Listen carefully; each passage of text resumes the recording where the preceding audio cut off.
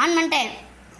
நேற்று பேரறிஞர் பெருந்தகை அண்ணாவின் பிறந்த நாளை முன்னிட்டு தமிழ்நாடு முழுவதும் உள்ள 68,000 வாக்குச்சாவடிகளில் ஓரணியில் தமிழ்நாடு இயக்கத்தில் இணைந்து குடும்ப உறுப்பினர்கள் 5 தீர்மானங்கள் நிறைவேற்றப்பட்டது.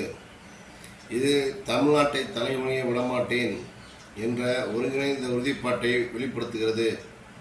அதேபோல இன்று காலை மாண்புமிகு முதலமைச்சர் அவர்கள் முன்மொழிந்த 5 தீர்மானங்களை நான் வழிமொழிகிறேன்.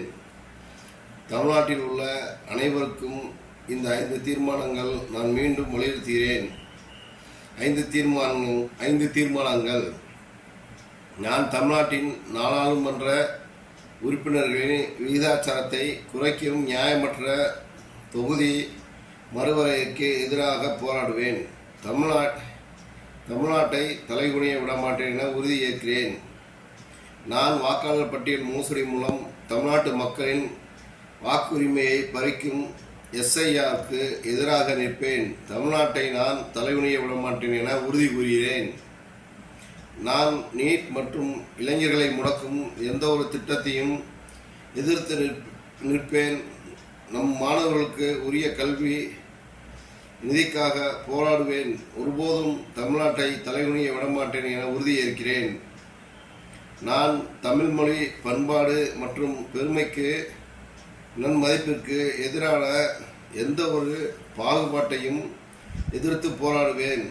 எதற்காகவும் தமிழ்நாட்டை தலைகுனிய விடமாட்டேன் என உறுதி கூறுகிறேன்.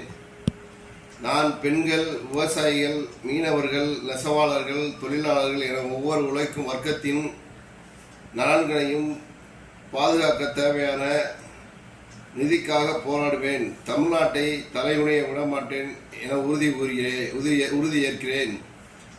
தமிழ்நாட்டின் மண், மொழி, மானம் ஆகியவற்றை எந்நாளும் காப்பேன். ஆதிக்க சக்திகள் முன் தமிழ்நாட்டை தலைகுனிய விடமாட்டேன். நான் தமிழ்நாட்டை தலைகுனிய விடமாட்டேன். நான் தமிழ்நாட்டை தலைகுனிய விடமாட்டேன்.